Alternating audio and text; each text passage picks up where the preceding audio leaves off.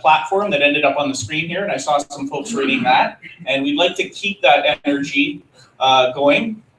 And what I'd like to do now is turn things over to Deputy Mayor Vincent Crisanti for a few opening remarks.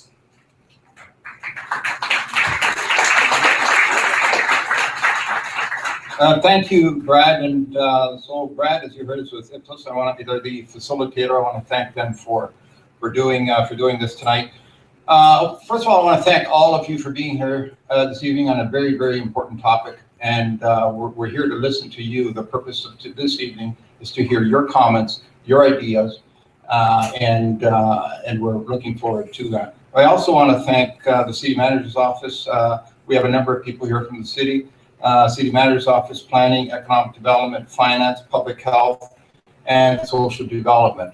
I want to also identify some key people that are here with us tonight. There is Councillor Stephen Holliday standing at the back there, I believe, and we want to welcome him. There is former Councillor Suzanne Hall back here. I saw her earlier. We had a nice little chat. And also former Trustee John Hastings is here. I hope I haven't missed anyone. So as you just heard, my name is Vincent Crisanti, and I'm the City Councillor for Etobicoke-North, and also the Deputy Mayor for Toronto West. And so geographically, the Woodbine Racetrack 555 Rexdale ward that I represent. Beautiful lands, very well maintained and looked after by Woodbine, close to 700 acres. And we need to make some decisions with respect to supporting or doing something with Woodbine. We're here to collect some information from you. The information that we get from you will come back to executive on the June 30th meeting, and then it will go to council. I believe it's July 7th, which is the last meeting prior to the summer break. So in essence, what we're doing is dusting off the information we had 2 years ago, and as people may recall, 2 years ago we were at that time discussing and debating the potential of two casinos, the live gaming at Woodbine and the downtown casino. So unfortunately, that vote for Woodbine was a very, very tight vote. I think it just got convoluted and mixed up in the major fight, which was the downtown issue. So now we're focused on Woodbine and Woodbine only. And I can tell you, Woodbine's been a great community partner. They do a wonderful job. They employ about 7,500 people, and it's also about protecting the jobs that are currently there. So I really don't want to say much more because, as I said at the beginning of my talk, is that we're interested in hearing from you, your comments, your concerns. So I encourage you over the next little while to please come up and tell us how you feel. So thanks very much, and I'm going to pass it back to Brad. Thank you.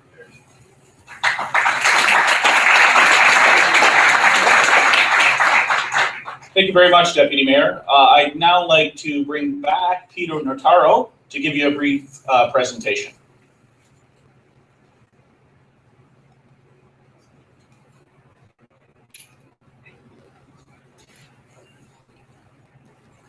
Thank you, Brad. Good evening, everyone. My name is Peter Notaro, and I work in the City Manager's Office, and I want to welcome all of you. I'd like to start this presentation outlining a bit of the history to date on the question of expanding gaming at Woodbine Racetrack. So this is a bit of history which many of you may know, but back in 2010, the Ministry of Finance requested that the Ontario Lottery and Gaming Corporation, the OLG, to develop a process to expand and modernize or privatize gaming across the province. As a result, in March 2012, OLG rolled out its modernization plan to engage private sector partners to operate new casinos in 29 gaming sites across the province. This includes the operation at Woodbine. To enable modernization and expanded gaming, the province made changes to the OLG Act in May 2012 that requires municipalities, like Toronto, to provide consent with public input. So as the Deputy Mayor just mentioned, originally there were two potential sites in the City of Toronto under the modernization plan. There was a new downtown casino and an expansion of Woodbine. Both of these came into question when the city reviewed this in 2013. And the city manager, across city divisions and with public health, we conducted a thorough review of this. But as you may recall, in May 21st, 2013, City Council said no to a downtown casino and said no to expanding any existing gaming at Woodbine Racetrack. So just to be clear, at Woodbine currently operates approximately 3,000 slots. This continues. However, presently, City Council does not allow for any expansion at Woodbine to include additional live table or dealer games. In addition to the city manager's report, there have been numerous additional reports related to this issue, such as from the medical officer of health. All of these former reports are available online at the city's website. So why are we here this evening? Well, in March, City Council requested the city manager to re-examine expanded gaming at Woodbine Racetrack. As part of this, the city manager was directed to conduct a public consultation, including this evening's public meeting, and an online survey. City Council also requested the medical officer of health to report to the June 1st Board of Health meeting on any public health impacts of expanded gaming at Woodbine.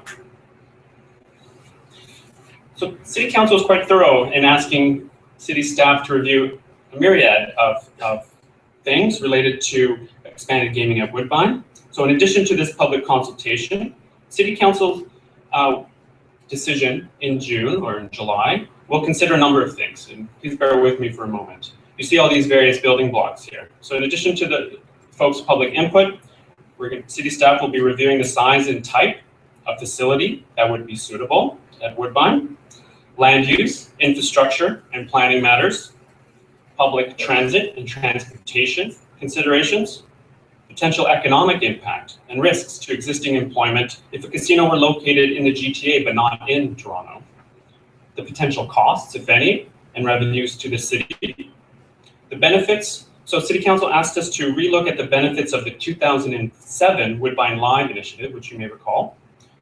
Of course, the potential health and social impacts of expanded gaming, a framework to ensure labor peace initiative is in place and local hiring is considered, and how expansion relates to the sustainability of the horse racing industry at Woodbine. So while the city is going through its decision-making process, just to note, the OLG continues to work on its modernization plan. Back in December 2013, OLG began looking for a service provider to operate 3 sites within the GTA. More on these locations in a second. Currently, the OLG is tendering a request for pre-qualification. This process is designed to find potential qualified private sector casino operators, and this process, I understand, closes in August. Once service providers have pre-qualified, OLG will then issue a request for proposal, which should identify a successful operator. The city does not currently know how long this OLG process will take. So I mentioned the zones. On this slide is a map of the OLG GTA gaming bundle zones, which includes Woodbine Racetrack. The GTA gaming bundle includes 3 areas. C2, which includes Woodbine, which is in the bottom left-hand corner there. C3, which covers Pickering, Ajax, and Whitby, and includes the existing gaming facility at Ajax Downs Racetrack, and potentially C8, which is Great Blue Heron Casino near Port Perry, Scugog.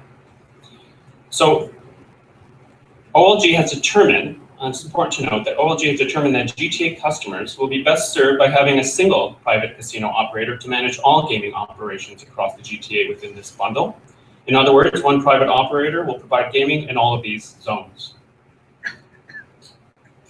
So this is a blow-up of the gaming zone C2, where Woodbine Racetrack, you see Woodbine Racetrack is that little green circle there. It covers not only Toronto, but Vaughan, Brampton, and Mississauga. It's important to note tonight that City Council has directed staff to review the potential for expanded gaming at the Woodbine Racetrack site only. So a little bit on process. Again, bear with me for a little bit.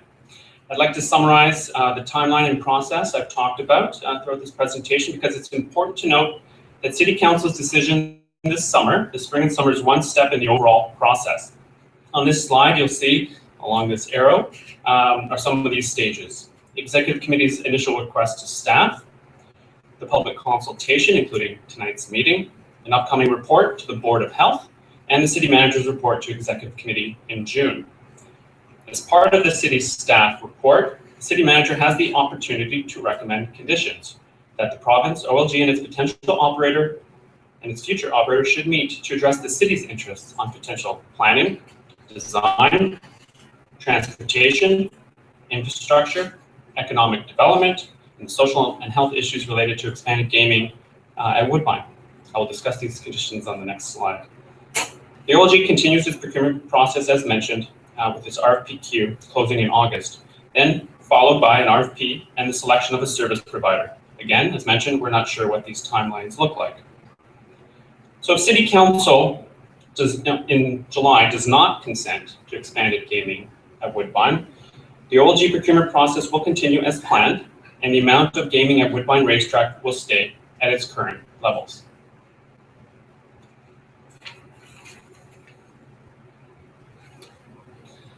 So as mentioned, City staff will likely recommend that if City Council allows the province to expand gaming at Woodbine, that it place conditions on its resolution. The objective of these conditions is to better align the OLG's interests with that of the city and the community's interests. Furthermore, staff would recommend that City Council require the province and OLG to cooperate with the city and facilitate a review of how the successful service provider intends to address the city's conditions. In addition, City Planning will be reviewing any new planning application through normal course, which will require an additional public consultation. The results of the city's review of whether conditions are met or not, and the results of the planning review would come back to Council for review. The public consultation is a key component of the process. Please note that tonight is the only public meeting we're having.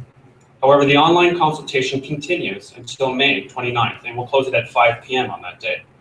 Staff will be finalizing a report by mid-June for an executive committee on June 30th, as you heard. In that report, we'll identify the results of the public consultation and all of staff's assessment, including whether there is public interest or opposition to expanded gaming at Woodbine, what those potential conditions may be, and any other things the public would like City Council to consider when making a decision. And the public are also invited to make a submission, a deputation at Executive Committee in June. So as mentioned, in addition to today's meeting, there's an online questionnaire and the June 30th Executive Committee meeting. The city will be conducting also a citywide public opinion poll. All consultation data will be posted on the city's open data site. So I'll now hand it back to Brad, and I just want to say thanks again for participating tonight. Your input is very much an important part of this process. Thank you.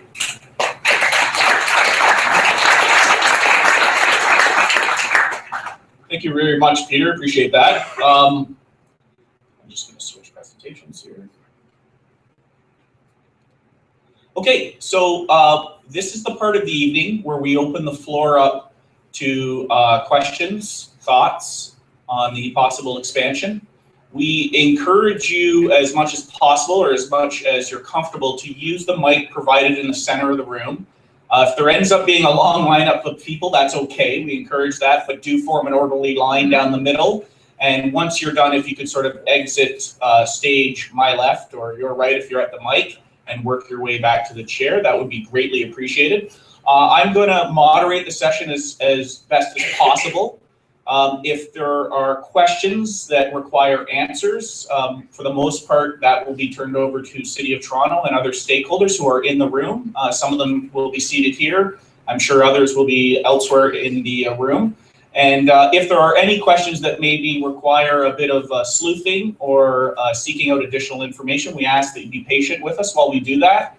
And we do plan on having a break. We're not sure if we'll take one or not. You will sort of dictate whether that happens. After the break, hopefully we'll have some answers to those questions. So the mic is there. I encourage anyone and everyone to use it. We have someone up. Yes, sir. All right, thank you very much. First up, better and last to not get to say a word. It's Mike York with the Carpenters Union.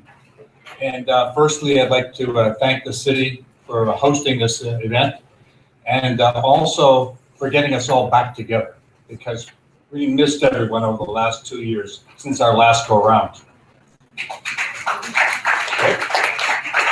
But what I would like to know and from the city staff is what's a prospective timeline? So I know that we have to have this go through the council, and then there's some other issues with OLG. And then what I'd like to see is really a shovel in the ground, but I know that there's a whole set of other issues that we have to deal with first. So is it possible to get a potential timeline out to have a little bit of discussion about that? Thank you very much. Sure. So I'll answer your question, but just on process, we have a number of staff on the side, so bear with us. We're going to be, depending on the type of question being asked, I guess we're going to be stepping up to the mic kind of thing. So in terms of your question, in terms of timing, as you heard, we're reporting to executive committee in June. There's a July. If it passes through executive committee, it would go to a July meeting. If council says no, then I think that's it.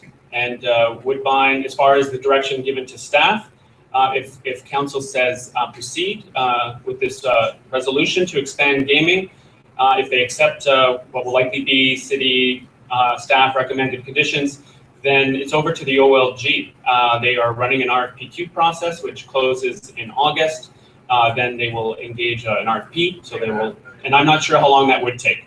But I'll try to get some answers for you on how long that might take. Hello. Thank you, Peter. Yes, sir. Okay. Just a quick comment. One of the big things that OLG or that Woodbine brings is, of course, jobs. I happen to be a Winter Circle member. I'm, for the whole thing and all that sort of stuff. I just find it interesting that the economic development people have said 2 half-time jobs equals a full-time job. If they implemented that at economic development themselves, they'd find out that all of a sudden a half-time job, you lose your pension, you lose your benefits, all that sort of stuff. So what I'm saying is that what I'd like to see as a social contract that you're developing is basically Woodbine committing to a specific number of jobs and a percentage of those, the ratio being full-time and the ratio being part-time if need be. Because right now it's like pulling the slot machine, but you have no idea what you're going to turn around and win.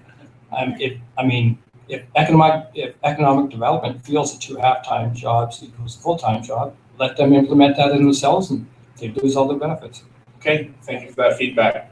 On that note, I know some of these will be questions and some of these will be comments. In both cases, you may notice various Ipsos personnel taking notes. I'm sure other people are taking notes, but Ipsos personnel are taking notes. We don't attribute commentary to any one individual, but I just want you to be rest assured that we are absorbing all the feedback, not just through the online stuff or the surveys, but also this particular part of the session. So I just want to reassure you of that. Thank you for your feedback. Appreciate that. Yes, sir. Most places around the world are closing down the casinos. Business is down. Atlantic City has closed down casinos. What justification do you have on expanding the casinos, especially in Etobicoke? I mean, it doesn't make sense. I mean, everybody's pockets have been picked. The business is down. Okay. Why are you, how's it going to benefit us residents of Etobicoke? Not the city. The city made their choice. They don't want it downtown. So how is that going to help us by opening? If we let them open up here, they're going to share the benefits of our increase in traffic, et cetera, et cetera, et cetera. Okay. So. Okay, thank you. I'm not sure if we want to turn that over. Exactly. So just a couple of comments to respond to you. So the city of Toronto, we're not in the casino business, right? The province, OLG, is in the casino business.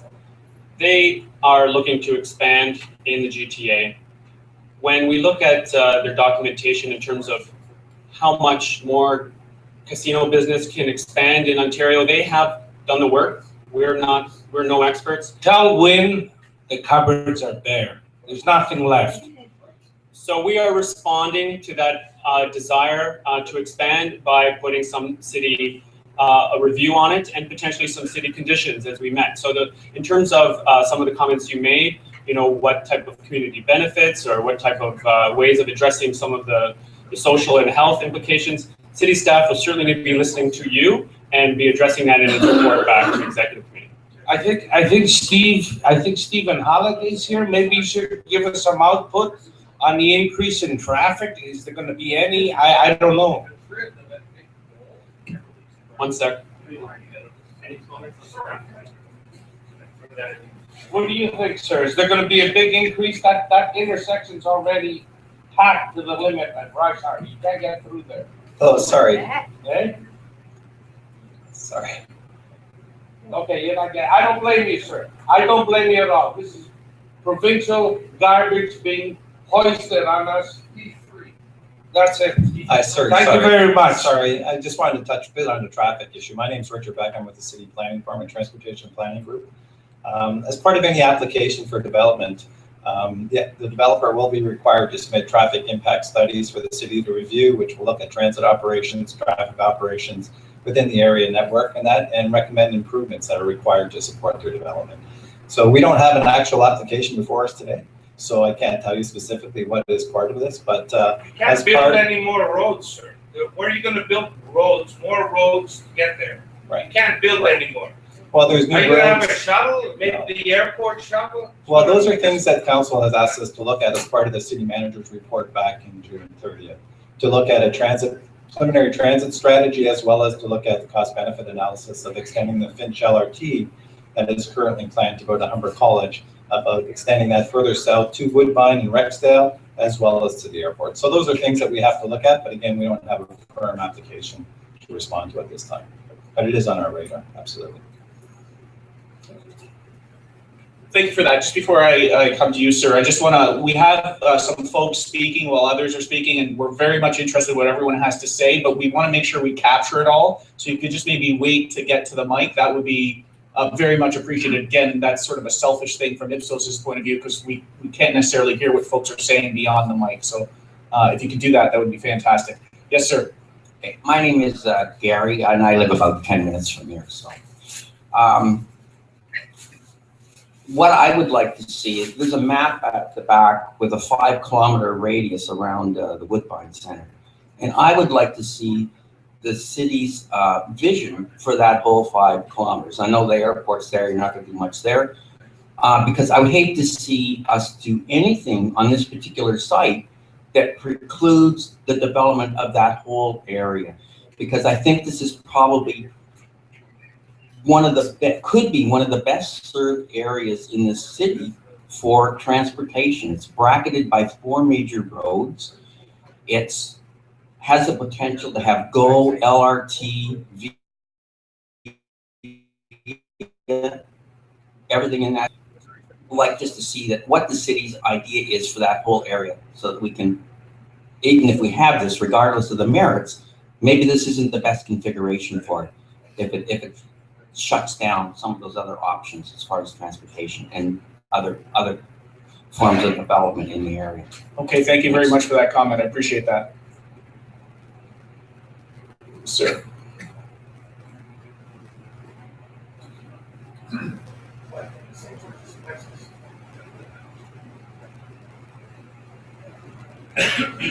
Hello.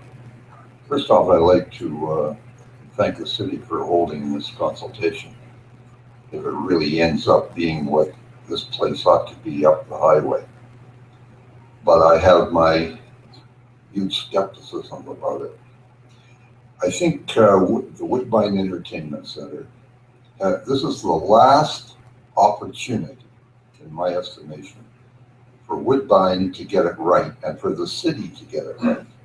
And what I mean by that is, if you look back to the history of Woodbine and E.P. Taylor, it's been sitting there, I don't know, 65 hectares, my number is probably wrong. The board of Woodbine, wasn't called the Entertainment Center then, was looking at proposals from the 70s, the 80s, the 90s, when I was even on the Etobicoke Council. Nothing has happened. Now we have an opportunity to strike and to make a great facility here, not just in terms of gaming. Can you, is the mic not on? We can hear you, yes, sir. Okay. Yes. Not only in terms of gaming, but in terms of entertainment, that's in the name, and in terms of this becoming a destination place. But I'm not so sure this city council has the vision to do that unless the council itself gets out and see what's going on at Woodbine. Not only is there job creation, but your economic development people have to sharpen their pencils and come up with specifics as to net real gains of different types of jobs. Because estimates to me are a hazy proposition. That's one thing that needs to be done. Secondly, there needs to be an urgency to it. But as I see again, we have the word process. So the process goes on, and if it's rejected by council, that pretty well ends it. That pretty well ends any opportunity of having that place developed in terms of the overall gaming and entertainment potential. It may even put a kibosh on the rapid transit that's supposedly coming there, or whatever. I think also the city planners, if I'll pray that we do have a vote that creates a great opportunity up there, a great destination site, because if you do, you will not only create jobs, we can minimize to some extent some of the negatives. For example, you have certain critics that will raise the point that we'll have greater gaming addiction. And I think you have to accept that reality.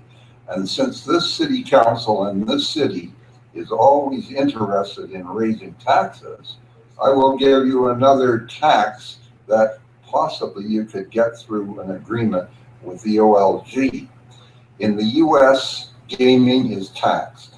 You go to Vegas, you go to what used to be Atlantic City, there was a tax put on most of the winnings. I don't want to see that happen. But I think a modest source of revenue to increase the counseling and the help that social gamblers will need. We need to have a tax on some of the winnings. What might that be? Maybe 10, 15%.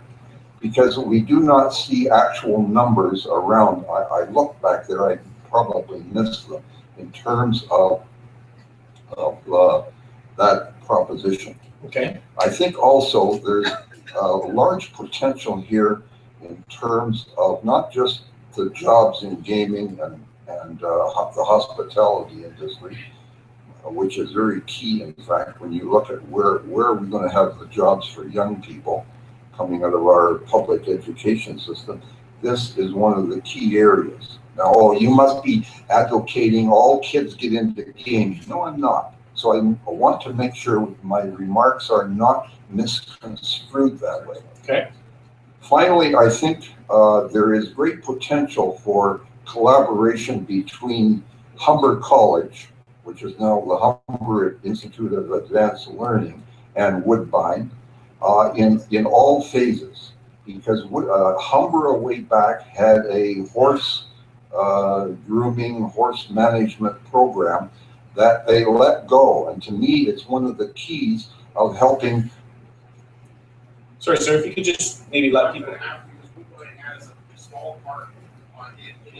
We're very much interested in what you have to say. If you could just wait till people are done at the mic. Thank you very much. I appreciate that. Thank you. Go ahead and finish. So I think there's a possibility around that. There's great creativity in business development for the city. So all these facets need to be looked at, and particularly the planning.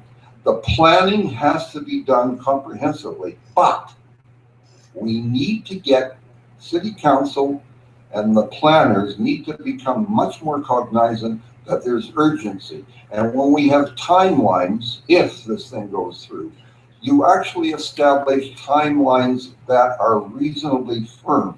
You don't get extensions and extensions and extensions. Otherwise, you're going to end up with this thing 5 or 8 years out, maybe comes to fruition. We haven't got that kind of time, in my estimation. This thing should be on the rails and going within a minimum of 2.5 to 3 years, in terms of all the issues around traffic, etc. If this thing is going to go. So I really think this is our last chance to create a great destination site, so that everything, I've lived in the north for over 35 years, everything doesn't have to be downtown. Okay. You know, that we can have, we talk about a world-class city, well then if you're going to have one, you have to have this kind of a project, this kind of a business proposition succeed. And I think given that if it were properly managed, we get some real political will behind it, it could become a major flower in the city's future. Thank you very much for that feedback. Appreciate it.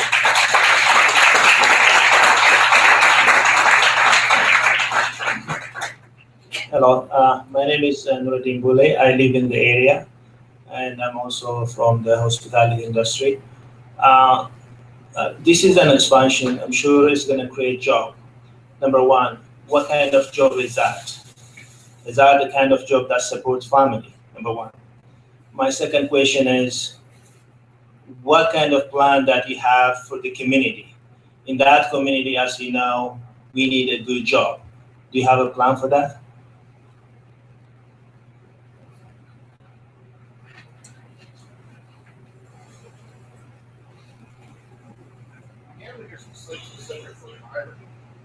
Okay. We have someone up to, someone coming up to address that, sir. Just give us a minute here. Thank you. So one of the important things about this evening and the online survey and some of the other opportunities for engagement is to find out what people are looking for, what the community is looking for, and what opportunities we can actually solidify as part of this process. So what I'm hearing is that jobs are something that's important. Obviously, full-time jobs are, from some of the other comments, are something that's also important at this point. I think it's been pretty clear that council is going to have to weigh in, and council is going to be making the decisions about what types of conditions can be put on a potential approval for a casino expansion. So in terms of gathering some opinions here, I think I'm hearing quite clearly that full-time jobs and jobs, as to use your words, support families are the types of jobs that you're looking for. The fact of the matter is that we can't say confidently at this point that an agreement can be put in place between the city and OLG, or OLG and the operator, that could secure those things and give you any numbers at this time. However, it's important that that voice continue to be part of this conversation so as to maximize the likelihood of that happening. So I'm Pam Roberts. I'm from Economic Development and Culture. And I just actually want to further to your point and the point the gentleman made earlier around part-time jobs versus full-time equivalents.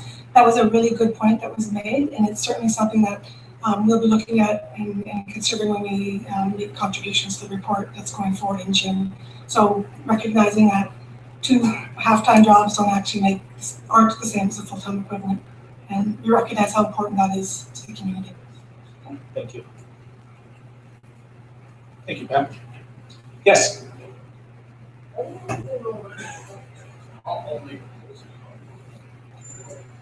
Hi to everybody. I'm here just to summarize my long experience of pain and suffering as a compulsive gambler into one sentence only. Please do not expand any casinos. Expand the awareness of a terrible, fatal disease called compulsive gambling. Please expand any information about this addiction, which every single day is killing many innocent, brilliant, talented people. Robbing bread, Excuse me, sir, just, thank you. Appreciate it. robbing bread from the throat of innocent children by the money their ill, addicted parents are stealing, taking to casinos. I am a proud Canadian. I believe Canada is wealthy enough not to need this bloody revenue. We do not need this bloody revenue. Please stop. You know, this Woodbine itself, I get goosebumps when I remember how I was spending 16, 20 hours. Me, a person who wouldn't even spend 1 minute in such a place when I was healthy. But I was dealing with post-traumatic stress disorder. I had to take almost 20 pills every single day, painkillers, sleeping pills, antidepressants. So for me, just it happened for me to be in a wrong place at the wrong time. I destroyed my life from a decent life to homelessness, literally homeless. Please stop creating more and more and more death and family destroying and hospitals full of people and suicides. Please, just somebody to be brave enough to search about how many people are killing themselves every single day. Thank you. Thank you for your feedback, appreciate that. Yes, sir.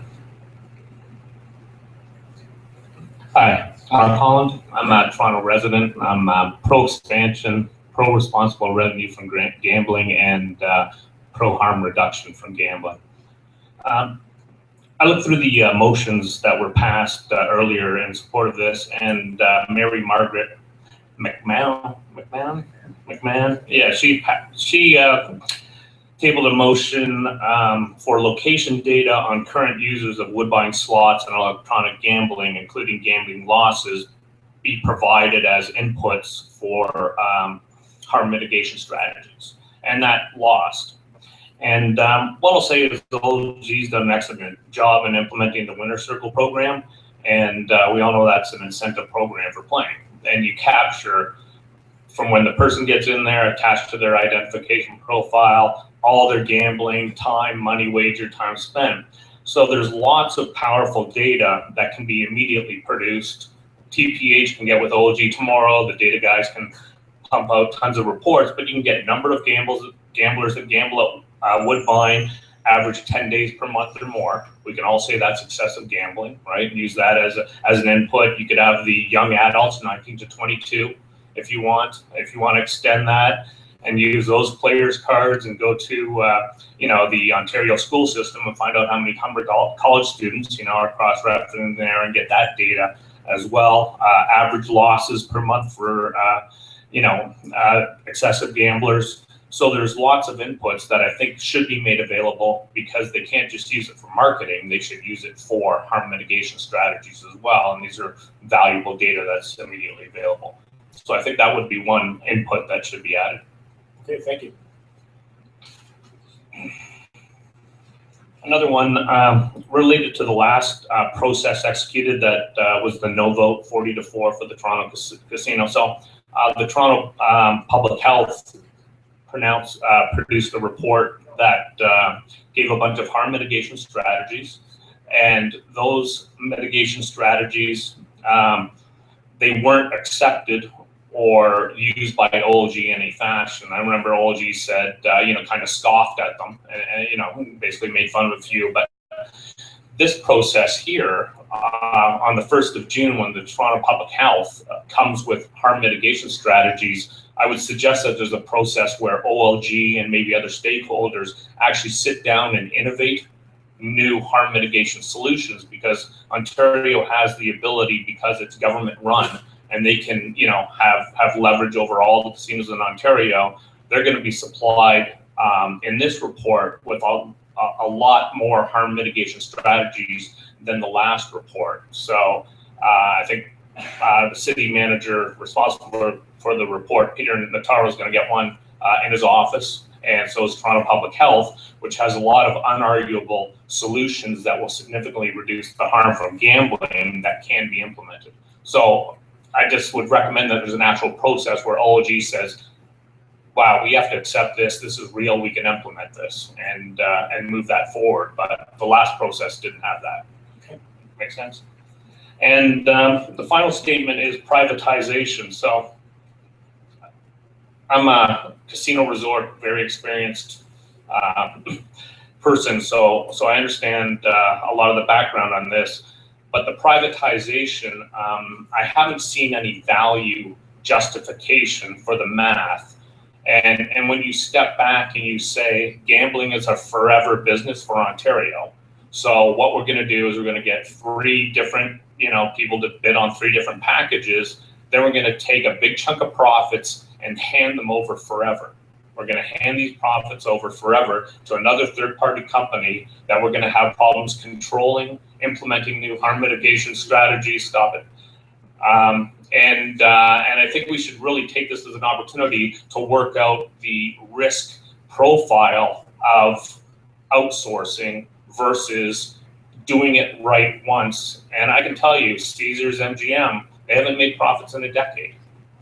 They do not run their businesses well, and there's not a lot of complex processes running casino resort operations. So if you keep it in-house, we can pay our people more, train them more, have better job breadth and retention, better career plans for our employees. It'll be better for Ontario. So I think that should be added as an evaluation for this casino resort complex, because I think there's a brilliant opportunity here to make a great, you know, international revenue source and Canadian revenue source for responsible revenue. Make sense? Thank you for that.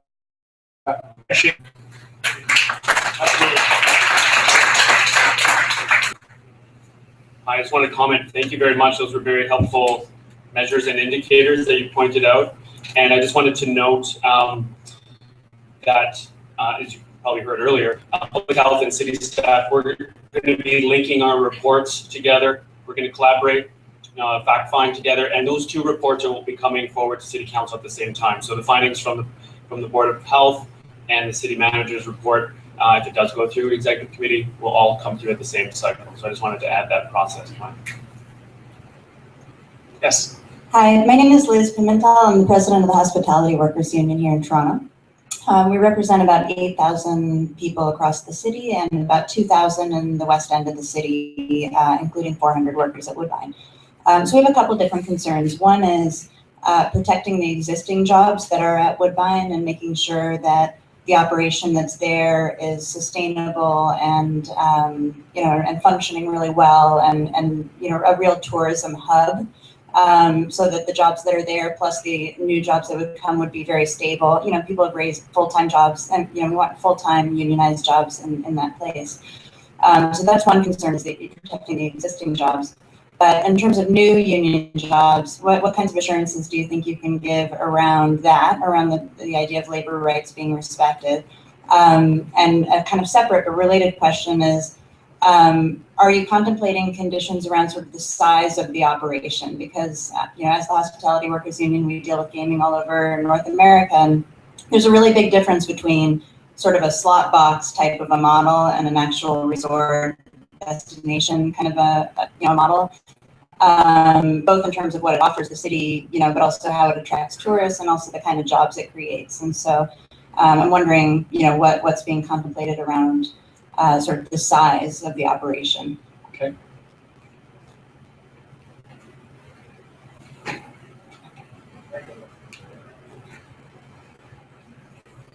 Hi, thank you.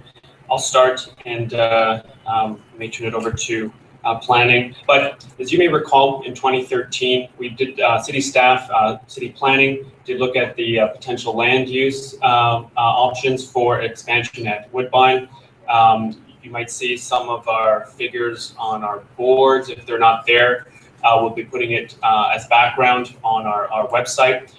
I don't have the figures off the top of my head in terms of size, but I just want to note that related to the labor agreement, we have been asked to address very explicitly the types of questions you are raising. So staff, in addition to hearing what you have to say and in meeting with stakeholders, we are reviewing the size of facility and the type of jobs for our report coming back. I'll see you.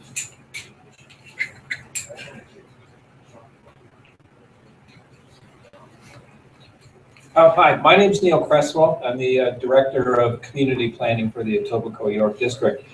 So in 2013, City Planning did a report on the size of the facility and what it might mean in a number of locations around the city.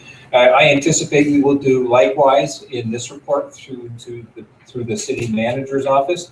And what we have to recognize is that right now there is not a specific proposal that is being brought forward. The specific proposal will come forward later, but it would be encoded in the conditions that staff may recommend to City Council. For example, is the city interested in putting conditions on development in addition to expanded gaming? Does the city want to say to WEG and OLG that yes, we would allow expanded gaming, but you also have to provide these kinds of facilities in addition to the expanded gaming alone? So that kind of information will come through the planning division and through the other divisions who are writing the report with the City Manager's Office for Executive Committee and ultimately City Council. Thank you. Yes.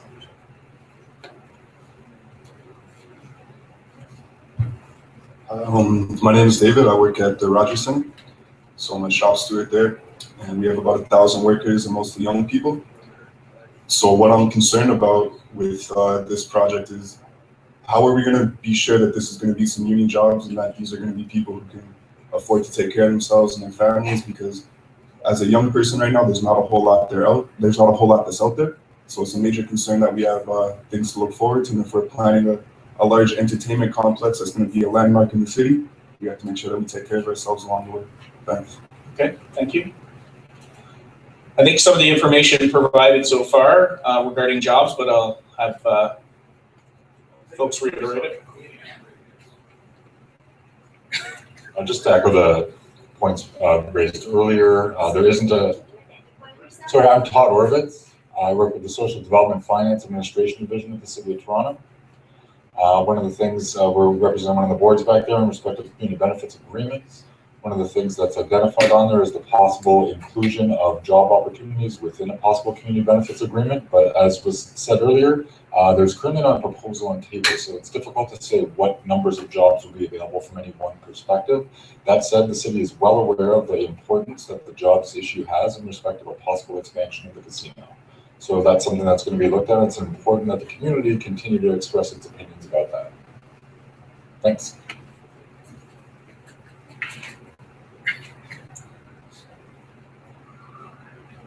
I don't know if there's anyone here from OLG that can answer this, but it sounds as though they're looking for a third-party partner to operate the casinos. And it looks like there's 3 different zones that are being contemplated. If the expansion goes forward and City Council says, yes, we're going to agree to expand the operation of Woodbine, and then Woodbine Entertainment obviously would be the operator of that, I'm assuming, does that then make them the preferred service provider for these other zones?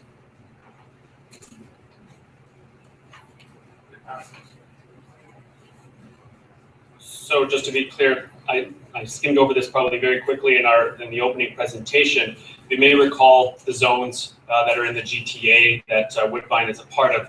Woodbine is a part of a C2 zone. There's a C3 zone and a potential C8 zone, which is bundled in the OLG purchasing that's going on. So our understanding is that they're looking for one operator to cover all 3 of those locations in their process. Sir. Hi, good evening. My name is Jeff Carmichael. I actually live in the central north part of the city. But for much of my career, I've been doing social development work through sport and recreation. And I've worked in East Scarborough and in this area. And I also taught at Humber and I've been doing some work with Humber College as well. And when I come into this area, I've always thought this was the right location. This is a personal comment from my perspective because I've gone to the Staples, and I've just seen places that aren't as busy as they should be. When I work in East Scarborough, when I work here with some of the local agencies, many of them feel they're a forgotten corner of Toronto. So I certainly support and have always supported this as being the right location, but now I have a question, and it is for City of Toronto staff. I'm wondering within the staff report that you would prepare for council, whether or not you would be recommending or could recommend that some of the funds received from the additional revenue by the city would be dedicated to things that would be aligned with, example, the Canadian Index of Wellbeing. The Ontario Trillium Foundation, which has been a tremendous community funder for years, is right now aligning themselves, their funds, with the Canadian Index of Wellbeing. And I do think that not only would Woodbine be contributing to possibly some social causes, though, rather than just throwing that million into general revenues for infrastructure, whatever, would staff be in a position to dedicate some funds to things that are in the betterment and the healthy development of this community and possibly all underserviced communities in Toronto? Okay, thank you for that question.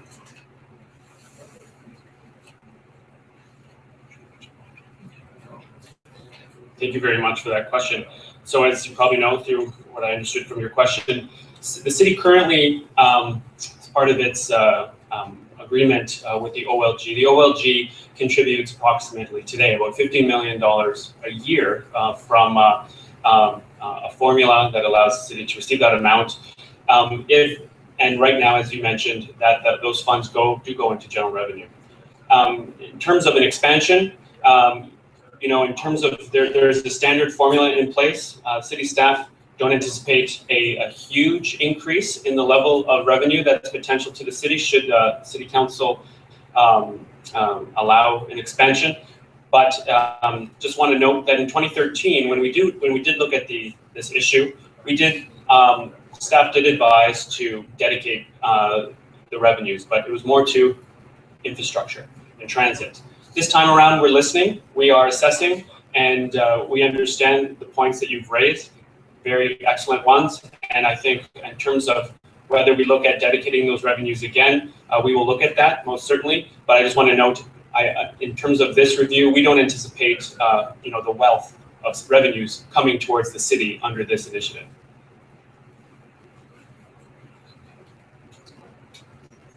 Peter? Again, I encourage folks to use the mic, just again, so we can capture feedback that comes in. Outsource is a buzzword for union busting. That's when you outsource, you try to get rid of the union. That's what it's all about when you outsource. I mean, you got a whole bunch of managers here.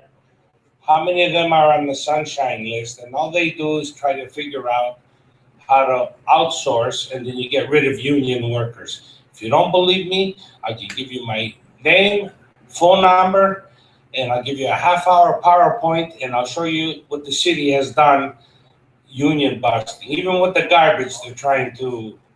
So that's I don't like the outsource. If you're gonna hire within, okay, and give a decent wage for a decent job. Okay, thank you.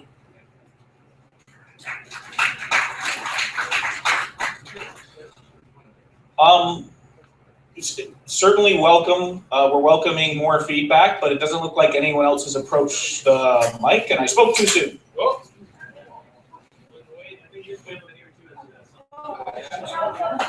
I keep encouraging all folks who are speaking to come up to the mic, but I can't force people to go to the mic, that's for sure. Good evening, and my name is Peter Leon. I'm a long-term resident here of Etobicoke, and I kind of want to speak openly.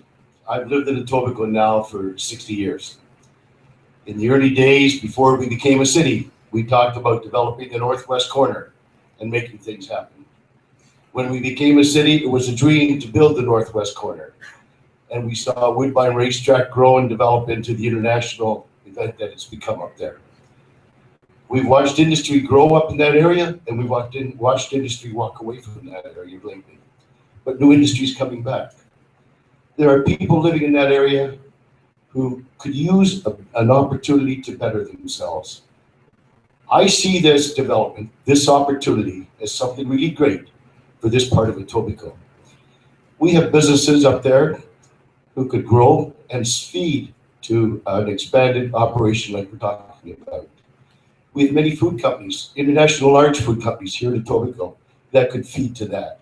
But most importantly, we have people who would like to upgrade their lifestyle, people who would like to make a better community, people who would like to become a part of something.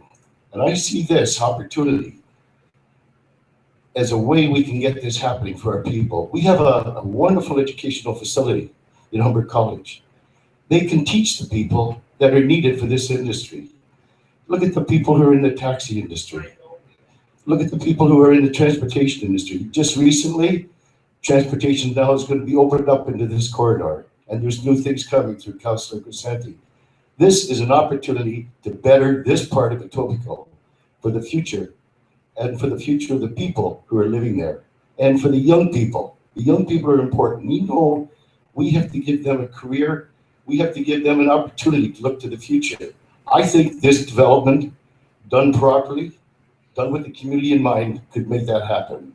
So if I can contribute these remarks tonight to what you're doing, I say get started, come back to the community with some ideas, give the presentations, and let's get the shovels in the ground just as quickly as we can. Thank you. Thank you, sir.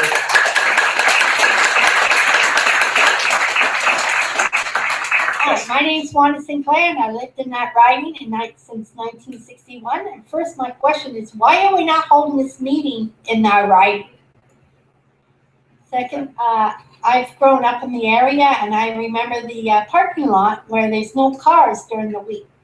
My parents would take their cars and motorcycles and drive up and down that area. So I really like the way they're doing it now. And the other question is, you're thinking of putting a hub there. Where will it be? Humber College or at the racetrack? Because many people go to both areas. And I would love to see the train station right where the spur line is to not only take care of Woodbine Racetrack, but the people coming from Kitchener who want to come to the airport. And that's all I got to say. Okay, thank you. A couple of questions there.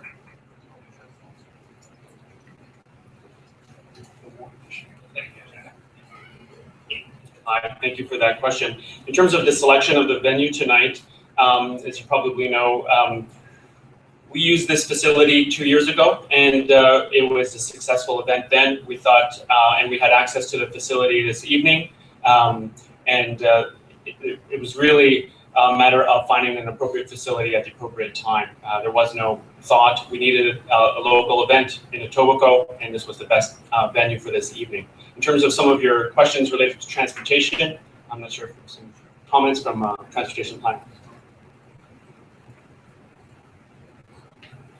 Hi, Richard Beck, Transportation Planning again.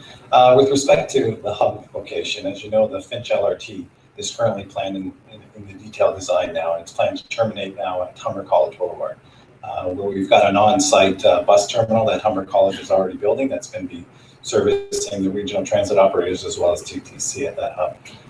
As part of the consideration of this through the city manager's report, we've been asked to look at the opportunities to extend the Finch LRT from the terminus at Humber College south to Rexdale, Woodbine, as well as to the airport. So that's a study that's sort of ongoing as well. And we've also been looking at the opportunities for a future GO station at this location. It's in the city's official plan. It's at the 27th, sort of the rail corridor location. And we know that Woodbine Entertainment Group would love to have an Up Express stop there as well. So that would be in the same location as a potential for a GO station. Okay. Thank you. Yes. Good evening to everyone. My name is Josh Wasai. I'm a hotel worker. I'm an immigrant and a hotel worker. And having a union job is very important to me, to all the community out here in Woodbine. My question is, will there be a hotel built in the expansion, and also there will be union jobs coming through to it? I think we've maybe addressed some of the employment parts of your question, but in terms of a hotel, I'll turn things over to Peter again. Thank you. When the Deputy Mayor opened with his opening remarks, he said we're going to be looking at what we did in 2013. You may recall in 2013, as part of the staff's review, we suggested that should there be an expansion, that a hotel be a part of the Woodbine expansion. I believe it was, I don't have my sheet, I think it was like an 800-room hotel. So I believe we're going to be re-examining that once again. Thank you. Appreciate it. Yes. Hi, my name's Joanne, and I've been working at Woodbine for 29 years. And I'm glad that we get the opportunity to be here again. And let's get the shovel in the ground. I get laid off in the wintertime. It's been happening for 29 years because the racing season slows down. And we have a unique product along with the gaming to attract people to Woodbine. And we have great employees there. That's why they stay for 29, 45, 40 years. And I think people keep coming back. And I think we need to let Torontonians know what we have in Toronto right here. Okay. Okay. Thank you for that.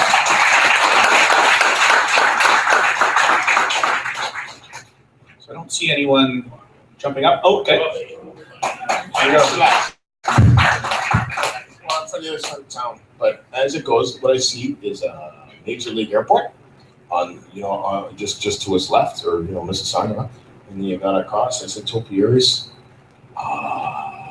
the convention center, it's a big convention center, because when it was in the furniture business, used to have the big, in January, the big business. This thing is a driver in modern times. Okay, it has every potentiality to be a world-class venue because of the airport, because of the venue, because I don't mind saying of the. This may sound ribald, but when I used to be a stripper's agent, they had the $1 Million Saloon. I'm trying to think, Route 66, and this is already, if you don't know, a touchdown destination like Las Vegas overnight for a guy called Mulrooney or something like that, Maloney. Okay, this is going to be, and I don't want anybody worrying about the bent noses and moralistic. I said what I call them puritanicals. This is the real world. This is going to be a major structure, a major driver for an area that fundamentally is concretized. This is the salvation. Okay, what can we do with this? What I insist, a subway underneath so the people from Malvern can get to like the 400 series of highways up to Don Valley Parkway, across the 401, down the 427 to the Gardner. Same with the subway, okay? And a P3 that makes sense because the contract pays the public.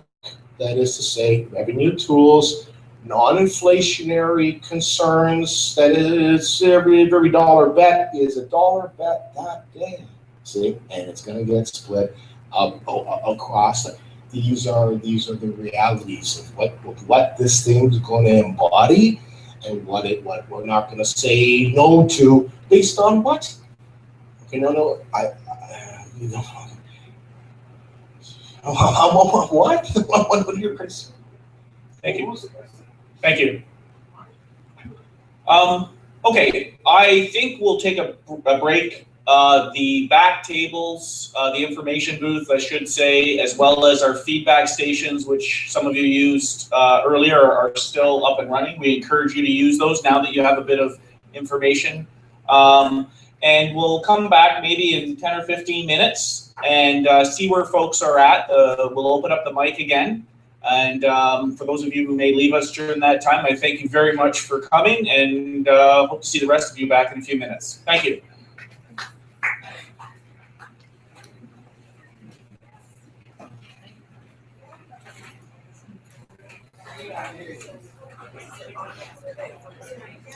Sure.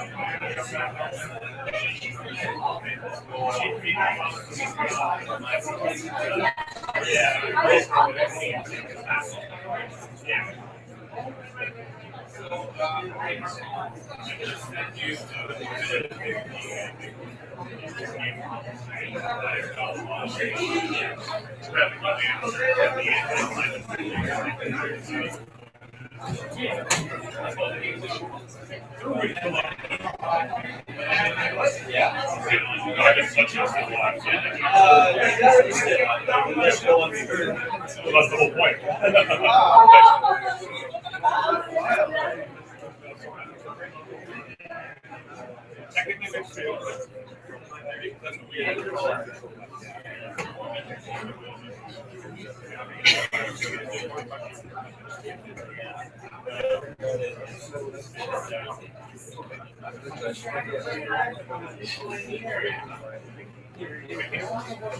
Mark Collins. You sent an email. Sorry, I can't respond.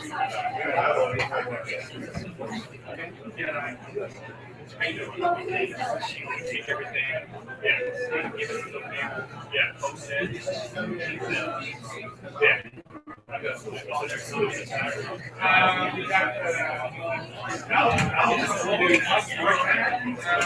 Oh, really?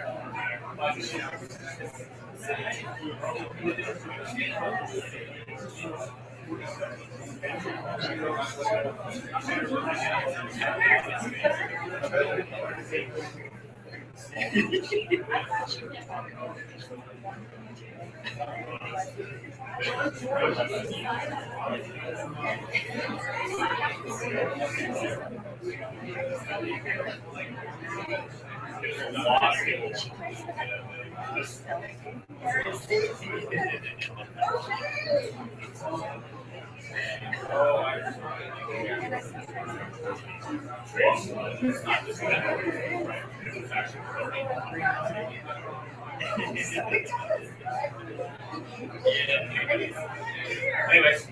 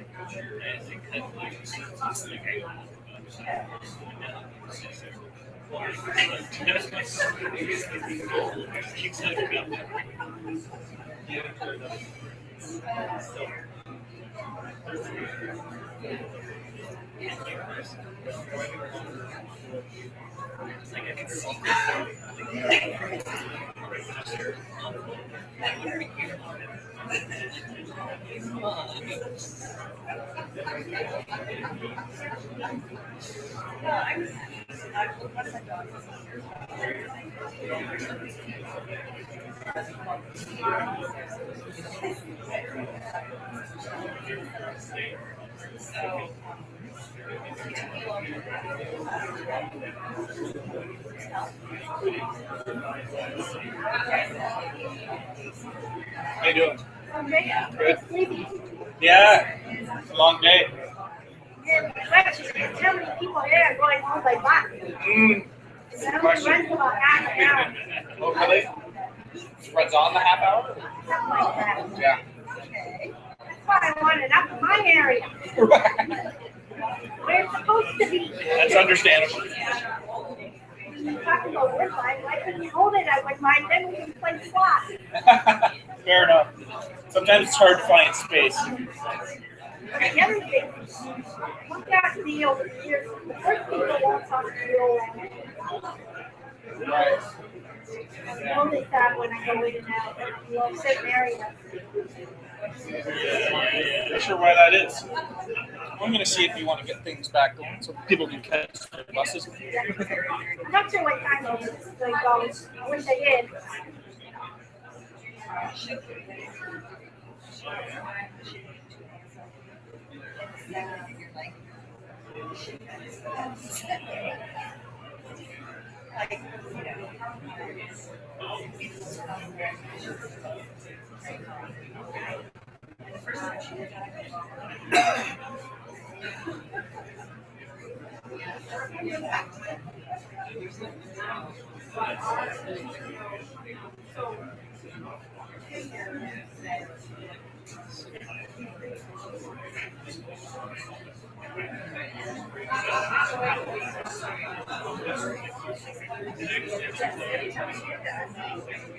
Six or six?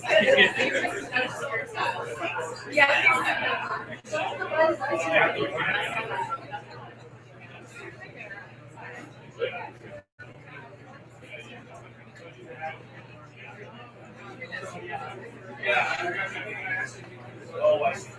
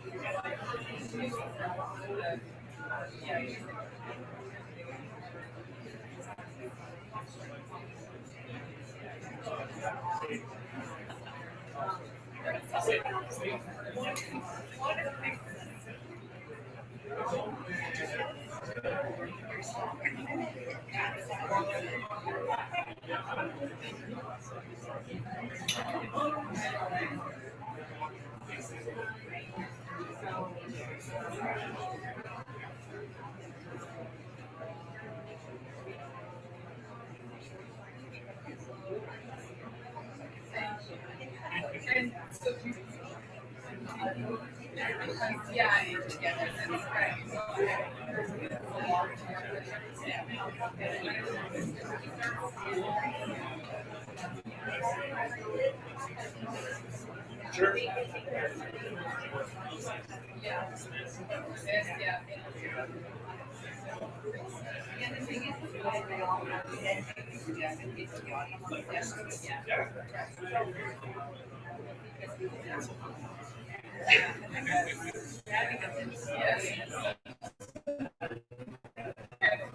Thank you very much.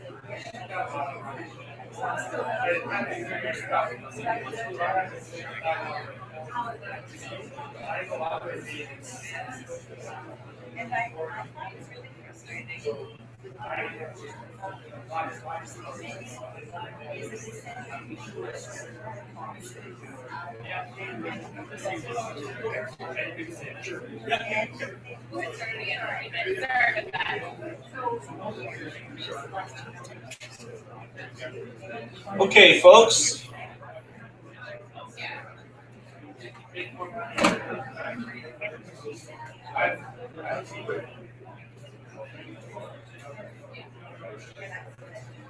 Right. The last guy, yeah. Remember the last speaker? Yes. The heckler? Yeah,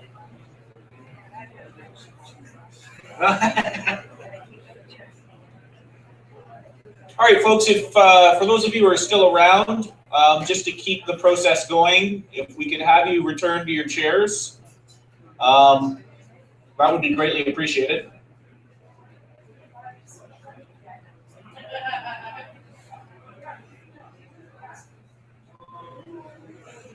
Going good, buddy? Going good? Should have some coffee. Yeah. Some whiskey, something. When you bring in catering, you got a whole, like, you got licenses. I know, Metro Links always seems to have cookies and stuff Oh, at theirs. oh, she goes for the cookies. Okay, we lost a few people, but I see some of you are still here. Thank you very much for that. We're quite frankly, we're just going to replicate what we did before the break, which is now that you've had an opportunity to maybe absorb what you heard in the first part of the session, or talk to some of the folks at the back of the room. If you have any other final comments, additional questions, etc., we very much welcome those. If I sense kind of there's a decreased energy and no more questions, we'll possibly wrap things up early, but we're not necessarily trying to do that. So the mic is open, the floor is open. Let us know if you have any additional thoughts, questions. Okay, thank you.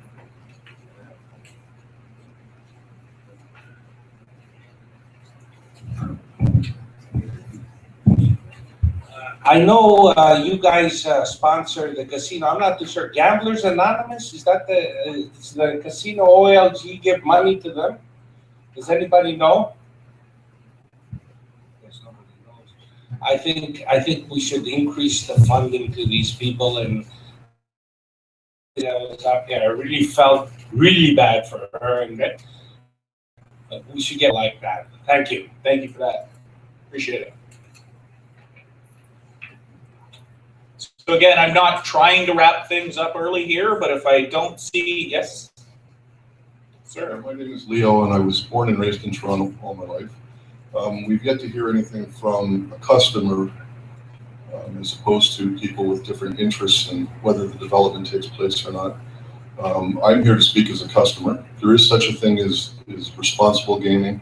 There is such a thing as having a lifestyle that embraces the gaming activities, what goes with the gaming activities, the hotels, the shows that they put on, the numerous sporting events, the spas, the whole works. You know, like there is sort of a lifestyle that goes along with the gaming industry. I've been involved in that lifestyle for over 25 years. I do it very responsibly. I'm a successful businessman in our community. I do well for myself, yet I gamble very responsibly. But I've embraced that lifestyle. I have numerous friends who are very active in other areas of life. They choose to travel. They choose to become members of a golf club, for example. And they spend tens of thousands of dollars a year in memberships for these golf clubs. And they too enjoy that lifestyle. They enjoy the dinners. They enjoy the camaraderie that they build through that lifestyle. There's a very large amount of people that, like myself, enjoy the gaming industry in a very responsible fashion. I live in Toronto, yet I have to travel from an hour to an hour and a half to drive somewhere to achieve that entertainment value that I'm looking for, to enrich that part of my life that I have grown to like and enjoy, and it's just part of who I am. We even get on a plane and fly to Atlantic City or fly to Las Vegas. Why do we have to continuously do this? I've paid taxes in this city for years and years. I love the city of Toronto. It's a world-class city. We should have a world-class resort that's available to us for the people that handle this type of gaming industry responsibly, where we can attend and it's more convenient for us. It's very dangerous driving to Niagara Falls or to Orillia in the winter months. As we all know, the roads can be treacherous at times. I just think that it's long overdue. We should have something within the city boundaries where we can enjoy this lifestyle if this is what we choose to have. And thank you very much for all the input from people. I've been enlightened into a lot of different aspects involved in the gaming industry. I just thought it was important as a customer to step up and give my opinion on that basis as well too. And I'm all for us proceeding with this. Thank you for that, sir. Appreciate it.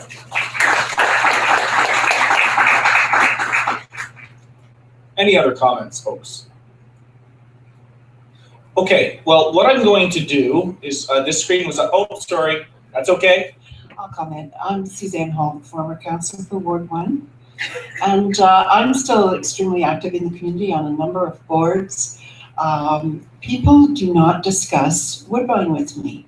If they have any concerns, it's more about other aspects that are happening in the community, not about Woodbine. I've heard from the police that say the major issue that they have had up there, which the general public is not necessarily aware of, is car theft in the parking lot. I suppose the people that I interact with on a daily basis, and that's many individuals when you're out in your community. Perhaps they aren't parking their cars there, so nothing is getting stolen.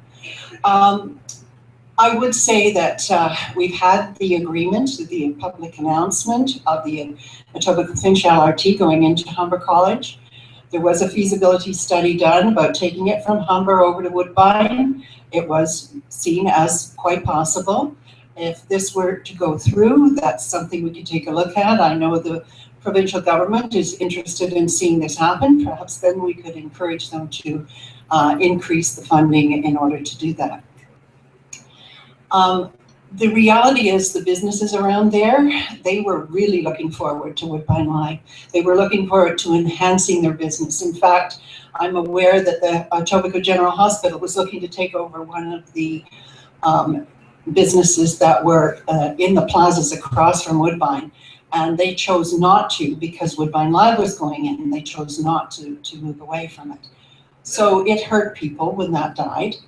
And so I can see that as only being beneficial. It is ringed by highways. There is not a lot of residential. The people in our community are not either concerned or express support simply because it doesn't impact their daily lives. But it would if there were more jobs available for them, if we were able to get the Toronto community benefits that come from all of this development. It could really help in some of our, especially our high priority neighborhoods.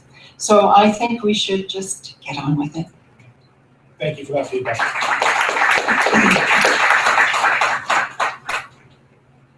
I think I'll wait us 2 seconds longer this time. Okay, folks, I am going to put this screen up. I've seen folks writing down this URL, which is great. We encourage you to not only fill out the survey yourself, but encourage others who maybe missed tonight to fill it out. It's another stream of data for us to provide back to the city. And I think we'll kind of maybe continue the session on in the format that the open house format, where folks can talk to and with others. But close the mic down at this point. I personally want to thank you very much for your time. As one of the researchers on this file, this type of data is very beneficial in addition to that sort of statistic data that you get. That's important as well, but this is the stuff where you get to put insight to faces and experiences and stories, and that's invaluable when it comes to us providing insight back to the city. So thank you very much for that. Round of applause for yourselves and all the other folks who are here with us tonight. Thank you. And that's it. Thank you.